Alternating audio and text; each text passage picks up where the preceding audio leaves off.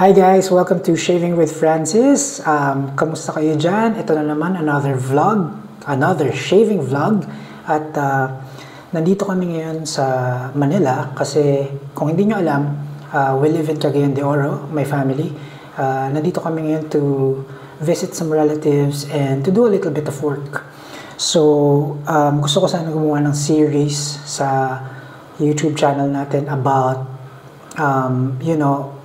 shaving while traveling.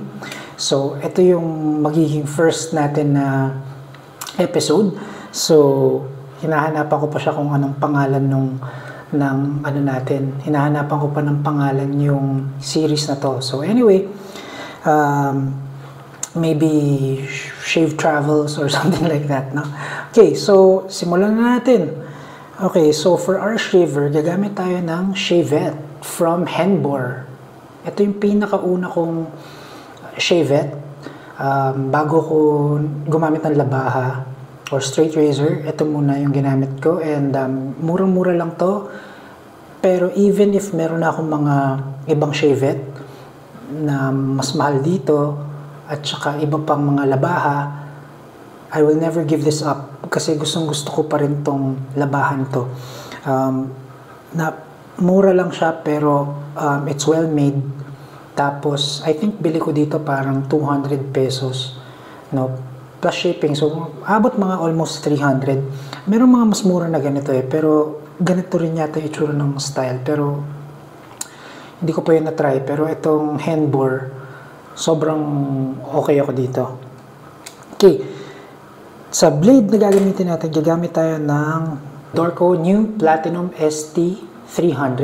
Ito yung ginagamit ko lagi sa Shavette kasi in my experience, parang ito yung medyo forgiving siya. Sharp siya, matalas siya, pero pag ginagamit ko sa Shavette, medyo hindi siya ganun ka-aggressive. So, gustong-gusto ko itong ginagamit. Simula ginamit ko to, parang hindi na ako komportable gumamit ng ibang blade ng Shavette. Pero, since may YouTube channel tayo, I will still try using other blades sa Shavette, no? Pero for this first Shavette video, ito muna tayo, no? So, and then pag nagta-travel ako, nagdadala lang ako ng very small brush but light. Ito, nabili ko to sa, I forgot kung Shopee ba or Lazada, pero this is a synthetic knot.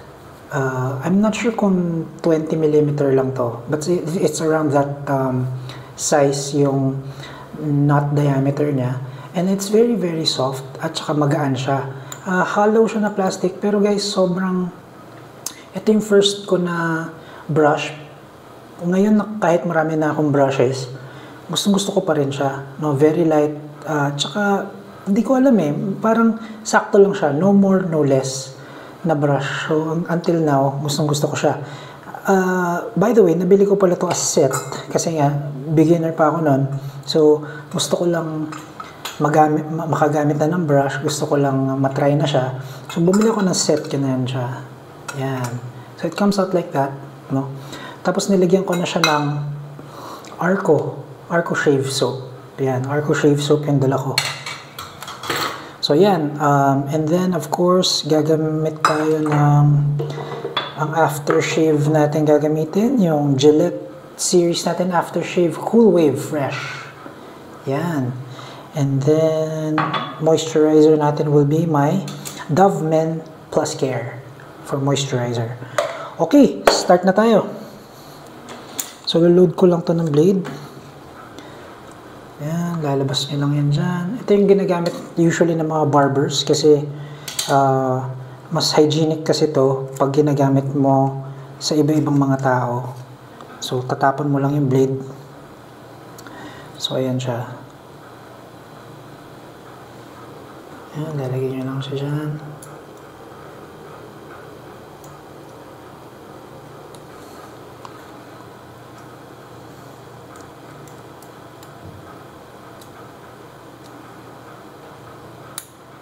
Okay, looks good. Okay ba? Comments? Any comments and suggestions, mga veteran, lalo na yung mga barbers? So, sa slide nyo lang siya dyan.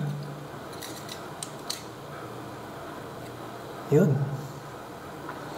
Gusto ko to kasi yung ano niya, yung blade reveal niya, konti lang, maliit lang. Yun. Okay. Basahin ko lang tong soap. Gamit tayo ng warm water para mas mabilis mag-lather. Tingnan ko tubig, tip ko lang yung ng konti yung synthetic brush. Kasi yung synthetic brush ayokong binabasa all the way kasi naiipon yung tubig. Paminsan hindi natatanggal kagad. Okay. Load natin yung soap. Gusto ko tong ano na to guys Gusto ko tong brush na to kasi magaan lang siya kasi maliit. Tapos maganda siya gamitin. Parang feeling ko wala naman nasa sacrifice. Okay, na-load ko na yung soap. Basahin natin ng konti yung face. Oops. You know what guys? First time ko tong gamitin tong mic na to. Excited ako bumili ng mga gamit for vlogging. Pero ito binili ko talaga to para for traveling para hindi ako magdala ng malaking mic. Nag-iisip pa ako kung saan ko ilalagay itong mic na to para hindi siya mabasa. So lalagay ko muna siya dito sa side. Hopefully naririnig nyo ako. Okay? Let's lather, face lather.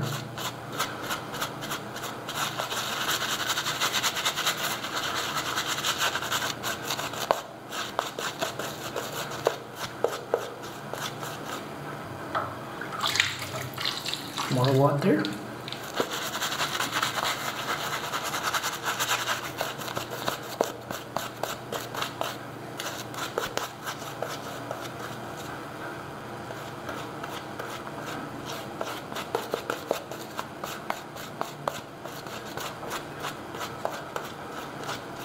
Actually, na-inspire akong gumawa ng vacation shave because of Gio Fatboy, yung idol ko, yung one of the first few YouTubers na pinapanood ko nung nagsa-start ako. Lately, gumawa siya ng vacay shave na, pero sa kanya na yun so, sa kanyang title na yun, so ayoko nang gamitin. So gusto ko sana gumawa ng series about shaving on the go. Yun pala yun. Shaving on the go or shaving on vacation. Pero kasi paminsan, di naman ako laging, we're out of town, pero not necessarily on a vacation. So, parang gano'n na nga. Baka gusto kong, hindi ko pa alam kung anong name na gagawin ko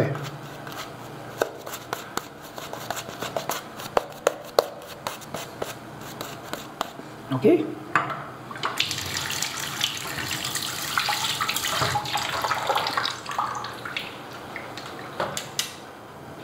By the way guys, one pass lang ako ngayon kasi gusto ko pa mag-shave while we're here. So para makadalawang shave ako. 'Di ba? Parang wala lang, masaya. Okay, let's go.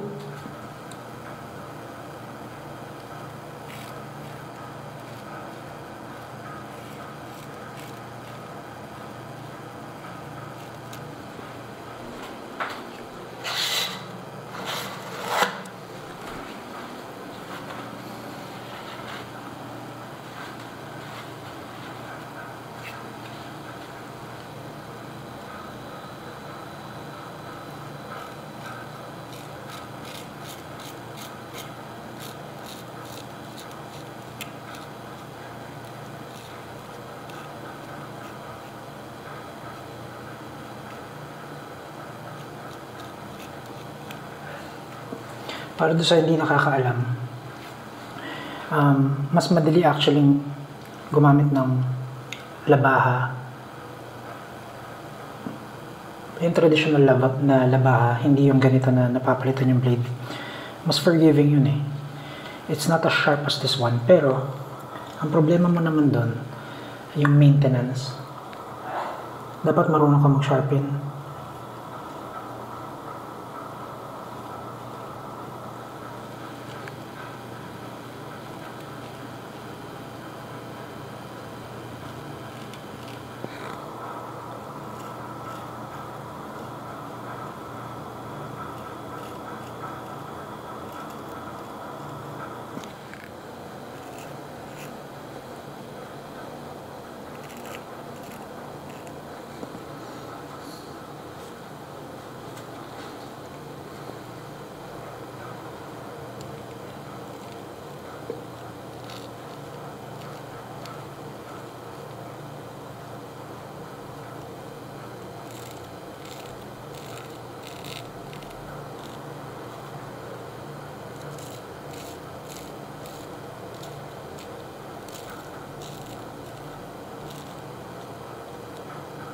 Hindi ko masyado makita yung ilalim kasi yung light source ko nandito sa taas.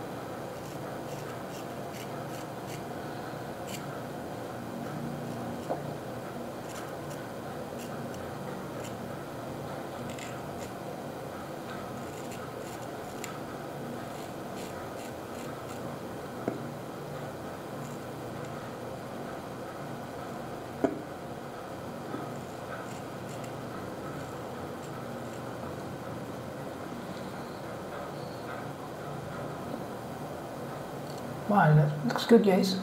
For first pass. First pass pa ba? Parang nabitin ako. Gusto ko two pass shave bigla. Kasi parang tapos na. Ang bilis. Sige.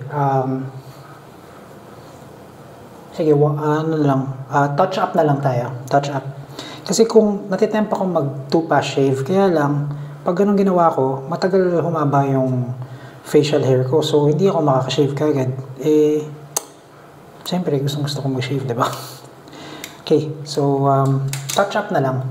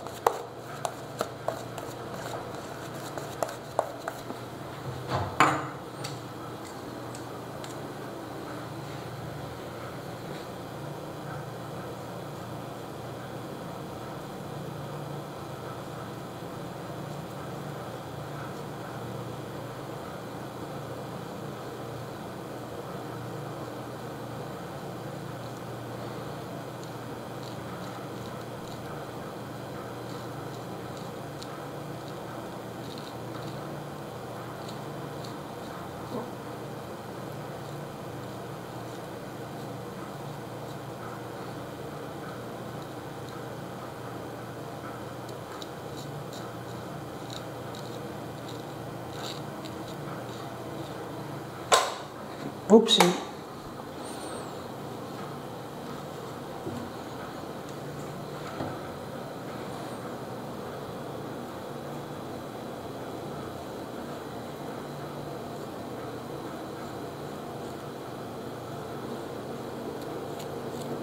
Gusto ko tong handbore kasi yung blade reveal niya konti lang, hindi masyadong nakalabas yung blade, so hindi siya masyadong aggressive. Pero syempre, ano pa rin siya, it's still very very sharp, so kailangan mag-ingat pa rin.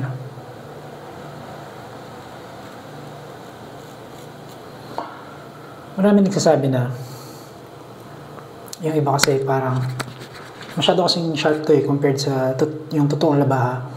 Maraming sabi na, maglabaha ka na lang diretso.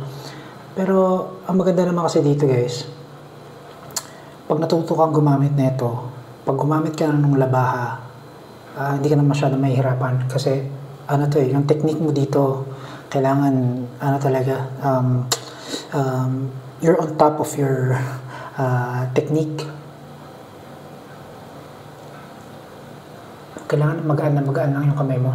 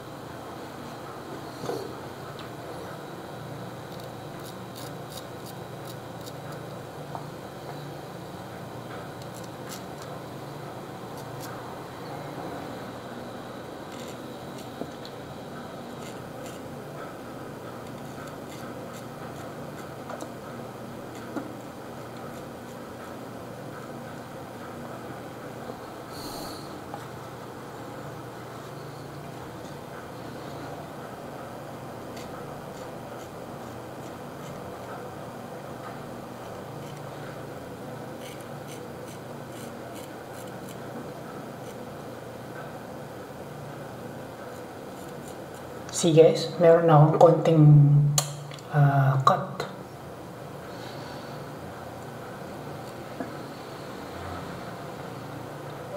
Kasi masyado tong this is very sharp. Meron na. Pero okay lang, hindi naman siya ganun ganun talaga. Kailangan mag-practice. Matagal na ako hindi gumamit ng shavette Pero okay lang. It is what it is. Kailangan mo lang mag-practice. So, okay na. Let's rinse. By the way guys, hindi ako nakapagdala ng alum block. Siguro I need to buy an alum block for traveling.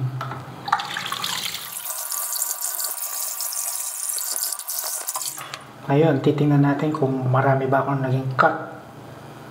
Yung mga invisible cuts. Pag gumamit tayo ng aftershave.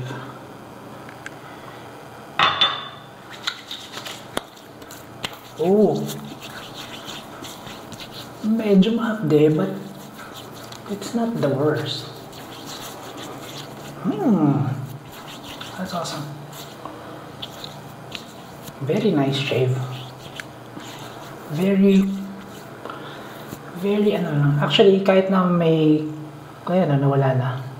Kahit na meron akong konting neck, comfortable shave pa rin siya. Siguro na, ako lang yun, nawala lang ako sa angle. Yeah, okay. Patuyuin ko lang yung aftershave. Okay, apply na tayo moisturizer.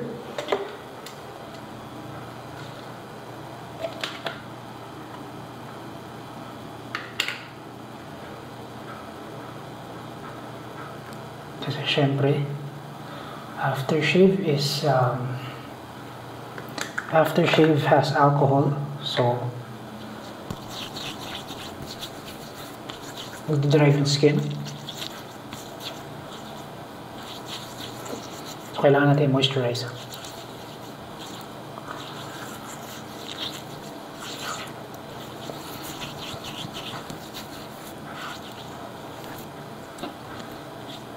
Alright. Good. Okay guys, so that is it for our vacation shave or on-the-go shave. I'll come up with a good name for it. Pero yan, that's it for our shave, guys. Thank you guys for joining me. I'll see you again next time. Bye!